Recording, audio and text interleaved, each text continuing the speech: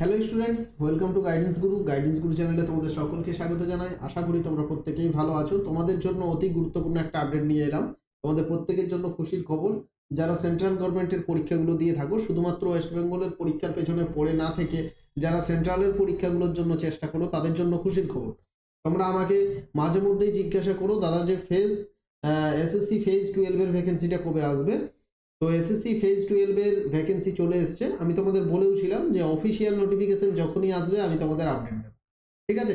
SSC phase 11 এর পরীক্ষা হয়ে গেছে, এসএসসি ফেজ 12 এর ভ্যাকেন্সি চলে এসছে। এসএসসি ফেজ 12 মানেটা কি, সমস্ত কিছু ডিটেলসে বলবো।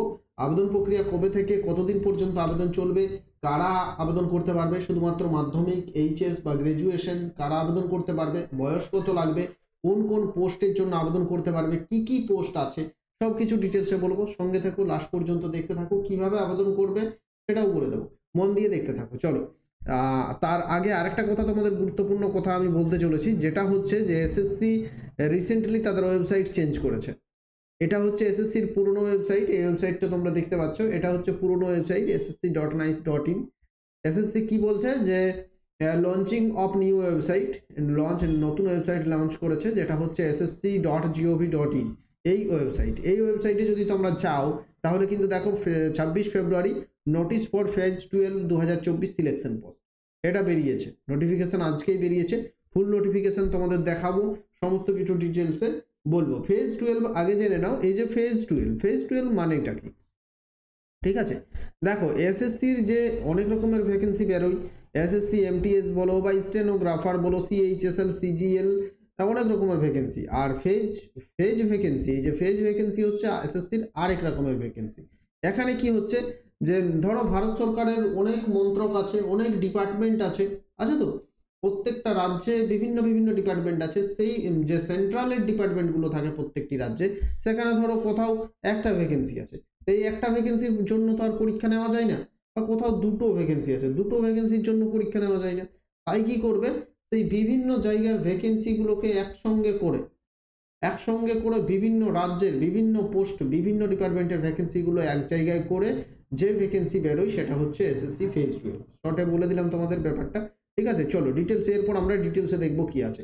এই নোটিফিকেশন আজকেই প্রকাশিত হয়েছে। এটা কিন্তু আরপিএফ এর মতো ফেক নোটিফিকেশন নয়, এটা অরিজিনাল, কিছুক্ষণ আগেই প্রকাশিত হয়েছে। দেখো, এখানে যেটা আছে, date of submission of online application 26/2/2024, গতকাল থেকে আবেদন প্রক্রিয়া শুরু হয়ে গেছে। 18/3/2024 পর্যন্ত আবেদন প্রক্রিয়া চলবে। আরেকটা গুরুত্বপূর্ণ কথা প্রথমেই বলে দিচ্ছি, এসএসসি ফেজ 12 যখনই আবেদন করবে, একেবারে গুরুত্ব দিয়ে একদিন বা দুদিন আগে নোটিফিকেশনটা ভালো করে পড়ে নিও। কি কি পোস্ট আছে সেগুলো একটু ভালো করে দেখে নিও, তারপর আবেদন করবে, ঠিক আছে। আর লাস্ট ডেট তো 18/3/2024, এটাই হচ্ছে লাস্ট ডেট। এরপরে চলে যাবো আমরা, পরে কি আছে দেখবো। নেক্সট যেটা আছে, অনেক বড় নোটিফিকেশন। এই নোটিফিকেশনটাতে পেজ আছে 176টা। এটাকে নোটিফিকেশন বলবো না, এটাকে তোমরা একটা বই বলতে পারো। কারণ এরকম নোটিফিকেশন হওয়াই দরকার, কারণ আমাদের ওয়েস্ট বেঙ্গল সরকারের যেরকম নোটিফিকেশন আসে, সেখানে তোমরা দেখতে পারবে যে এইটুকু একটা নোটিফিকেশন দিয়েছে যাতে সবাই কেস করতে পারে, সেই জন্য কেস করার জন্য একটা জায়গা ছেড়ে দেয়। কিন্তু এখানে দেখো, তুমি কোনো মতেই সরকারের বিরুদ্ধে কিন্তু কেস মামলা কিছু করতে পারবে না। সমস্ত কিছু ডিটেলসের কারণে এখানে বলে দেওয়া হয়েছে। তুমি কিচ্ছু ক্লু বের করতে পারবে না কেস করার জন্য, বা নিয়োগ আটকে থাকবে না কোনো রকমই। খুব তাড়াতাড়ি 1 বছরের মধ্যে সম্পূর্ণ নিয়োগটা হয়ে যায়। তো তোমরা প্রত্যেকেই আবেদন করো এই পোস্টের জন্য। দেখো, এজ লিমিট কি হচ্ছে দেখে নাও। এজ লিমিট কি লাগবে, এজ লিমিট হচ্ছে 18 থেকে 25 বছর বয়সীরা আবেদন করতে পারবে। 18 থেকে 27-এর জন্যও পোস্ট আছে। 18 থেকে 28 বছর যাদের, তাদের জন্য আলাদা পোস্ট আছে। 18 থেকে 30 হলেও আবেদন করতে পারবে। 18 থেকে 35, 18 থেকে 37, 18 থেকে 42 বছরের বাচ্চারাও এখানে কিন্তু আবেদন করতে পারবে। For the post for which age limit 20 to 25। দেখো, প্রত্যেকটা বয়সের জন্য আলাদা আলাদা কিন্তু পোস্ট আছে, তোমরা আবেদন করতে পারবে, ঠিক আছে। 21 থেকে 30, তো এগুলো তোমাকে দেখে আবেদন করতে হবে। যখন তুমি নোটিফিকেশনটা অ্যাপ্লাই করবে তখন কিন্তু কি কি পোস্ট আছে, কোন পোস্টের জন্য কত বয়স, সেগুলো দেখে ঠিকঠাক করে আবেদন করতে পারবে। এখন চলে যাবো আমরা, একটু দেখে নেবো স্কিম অফ সিলেবাস কি আছে। আর আবেদন ফিটা তোমাদের বলে দিচ্ছি, মাত্র 100 টাকা আবেদন ফি লাগবে। আর এক একজনে তোমরা বলছি একটু পরের ব্যাপারটা, ঠিক আছে। দেখো SC ST OBCরা যেমন বয়সে ছাড় পায় তেমনই পাবে, অর্থাৎ যে পোস্টের জন্য বয়স 42 বছর লাস্ট বয়স, এই পোস্টের জন্য দেখো তাহলে 42 প্লাস যদি SC ST হয়ে থাকে তাহলে 5, অর্থাৎ 47 বছর বয়স পর্যন্ত এখানে কিন্তু পোস্ট আছে। কেউ যদি 47 বছর বয়স হয়ে থাকে তাও সে আবেদন করতে পারবে। এখন দেখো কি আছে, স্কিম অফ সিলেবাসটা আমরা একটু দেখে নেব। অনেক বড় এটা নোটিফিকেশন না বলে এটাকে একটা বই বলাই ভালো। এক্সাম সেন্টার কোথায় আছে দেখো, আমাদের পাশাপাশি যে সেন্টারগুলো সেগুলো আমাদের কলকাতা, শিলিগুড়ি আর কল্যাণী, এটা হচ্ছে ইস্টার্ন রিজিয়নের সেন্টার। এগুলো আমাদের ওয়েস্ট বেঙ্গলের সেন্টার, পাশাপাশি রাঁচিতে ঝাড়খণ্ডের সেন্টার আছে, আর ওড়িশাতে অনেকগুলো সেন্টার আছে। ঠিক আছে, চলো স্কিম সিলেবাস দেখো। যারা মাধ্যমিকের জন্য অ্যাপ্লাই করবে তাদের জন্য একটাই পরীক্ষা হবে, গ্র্যাজুয়েশনের জন্য যত পোস্ট আছে সবার জন্য একটাই পরীক্ষা, এইচএস লেভেলের যত পোস্ট আছে সবার জন্য একটাই পরীক্ষা। এই জিনিসটা ভালো করে মাথায় বুঝতে হবে তোমাকে। এখানে দেখো স্কিম অফ এক্সামিনেশনের স্কিমটা কি আছে। There will be 3 separate computer based examination consisting of objective type multiple choice question for the post with minimum educational qualification of matriculation, higher secondary and graduation and above level. The details of subject এখানে দেওয়া আছে। দেখো একটা জিনিস এখানে মন দিয়ে শুনবে, ভালো করে শুনে নাও। যদি তুমি মাধ্যমিক লেভেলের জন্য অ্যাপ্লাই করেছো তো তোমার কিন্তু একই এই যে স্কিম পরীক্ষার এইচএস লেভেলের পোস্টে অ্যাপ্লাই করলেও একই স্কিম, গ্র্যাজুয়েশন লেভেলের জন্য একই স্কিম, এক্সামের স্কিমটা একই বা প্যাটার্নটা একই, কিন্তু কোশ্চেনের লেভেলটা আলাদা হবে। তুমি যখন মাধ্যমিক যোগ্যতার পোস্টের জন্য আবেদন করবে তখন যা তোমার কোশ্চেনের লেভেল থাকবে, এইচএস যোগ্যতায় যখন পরীক্ষা দেবে সেই কোশ্চেনের লেভেল থাকবে না, লেভেলটা কিন্তু আপ হবে। গ্র্যাজুয়েশন লেভেলে আরও কঠিন হবে। দেখো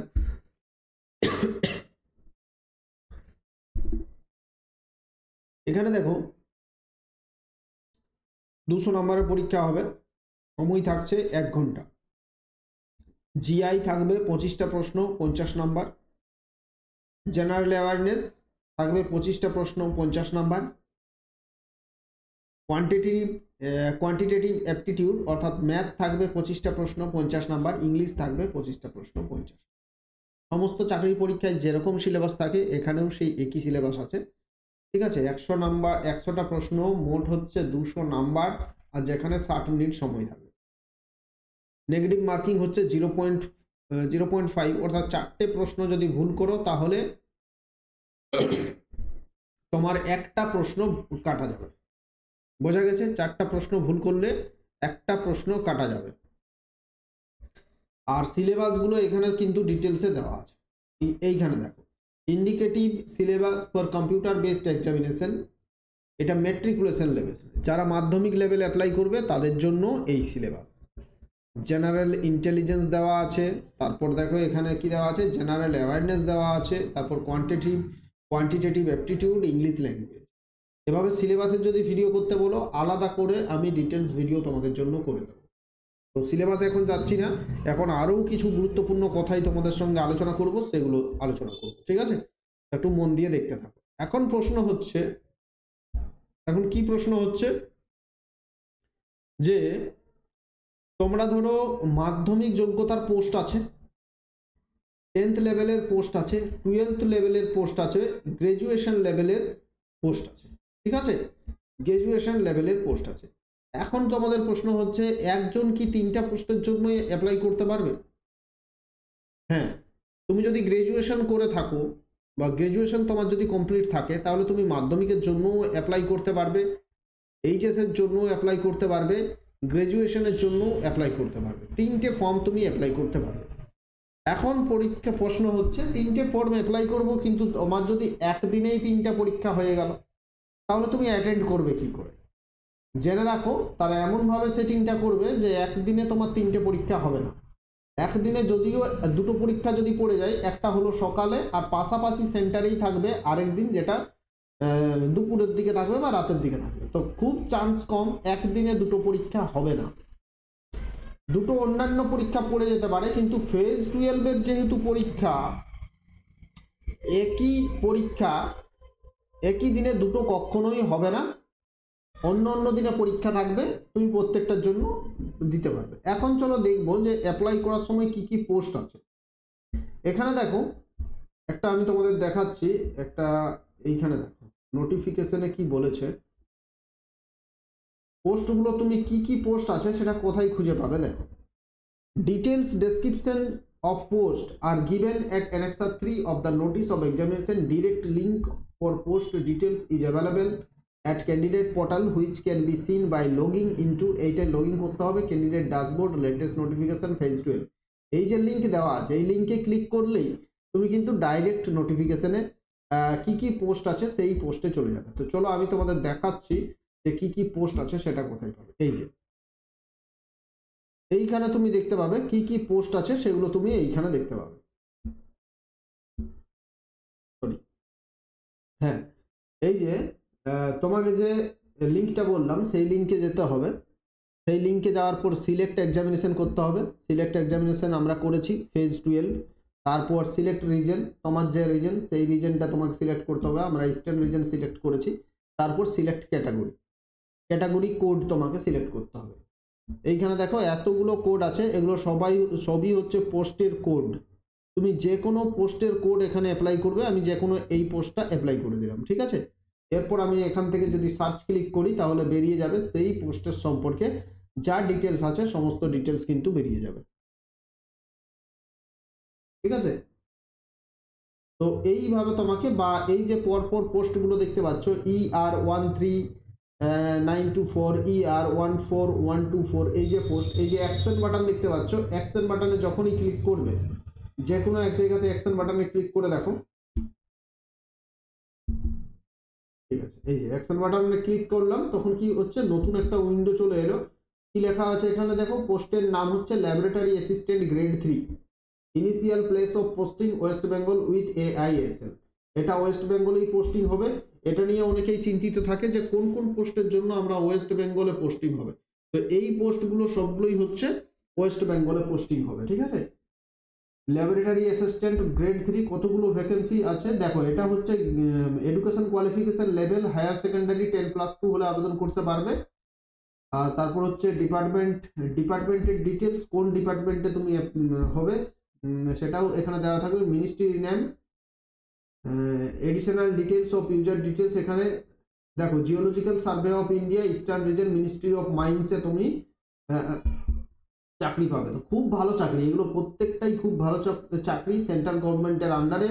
আর এখানে বয়স হচ্ছে 18 থেকে 25 বছর বয়স হলে আবেদন করতে পারবে। ভ্যাকেন্সি হচ্ছে টোটাল ভ্যাকেন্সি ইউআর ক্যাটাগরির একটা, ঠিক আছে। একটা ভ্যাকেন্সি দেখে চমকে যাওয়ার কিছু নেই, অনেক ভ্যাকেন্সি আছে, কিন্তু পরপর প্রত্যেকটা পোস্টের জন্য কোনো পোস্টে একটা, কোনো পোস্টে দুটো, কোনো পোস্টে 5টা, এরকম করে প্রচুর ভ্যাকেন্সি, 4-5 হাজার ভ্যাকেন্সি হবে। তো তুমি যখন অ্যাপ্লাই করবে, ধরো মাধ্যমিক লেভেলের যখন তুমি অ্যাপ্লাই করছো, মাধ্যমিক লেভেলের পরীক্ষার জন্য অ্যাপ্লাই করছো, তখন তোমাকে ওখানে পোস্টগুলো সিলেক্ট করতে হবে। সেই জন্য আমি বলছি যে তোমাকে বললাম, কি বললাম, যে যখনই এটা আবেদন করবে তার আগে, আবেদন করার আগে 1 দিন বা 2 দিন সময় নিয়ে নাও। 1 দিন বা 2 দিন সময় নিয়ে এই প্রত্যেকটা তুমি দেখে নাও কোথায় কি কি পোস্ট আছে, ভালো করে দেখে নাও। তারপরে আবেদনটা করো। তারপর দেখে দেখে কোন কোন পোস্টের জন্য আবেদন করতে চাইছো সেগুলো তুমি সিলেক্ট করে খাতায় লিখে রাখো, তারপর আবেদন করো। বুঝতে পারছো? আশা করি সমস্ত কিছু তোমাদের ক্লিয়ার হয়েছে। অবশ্যই তোমার বন্ধুদের সাথে ভিডিওটা শেয়ার করে দাও। না বুঝতে পারলে, এখনো যদি কিছু বুঝতে অসুবিধা হয়, কমেন্ট বক্সে কমেন্ট করো। টেলিগ্রামে জয়েন না করে থাকলে আমাদের ডেসক্রিপশনে লিঙ্ক আছে, প্রত্যেকে টেলিগ্রামে জয়েন করে যাও। থ্যাংক ইউ, শেয়ার করো প্রত্যেকে।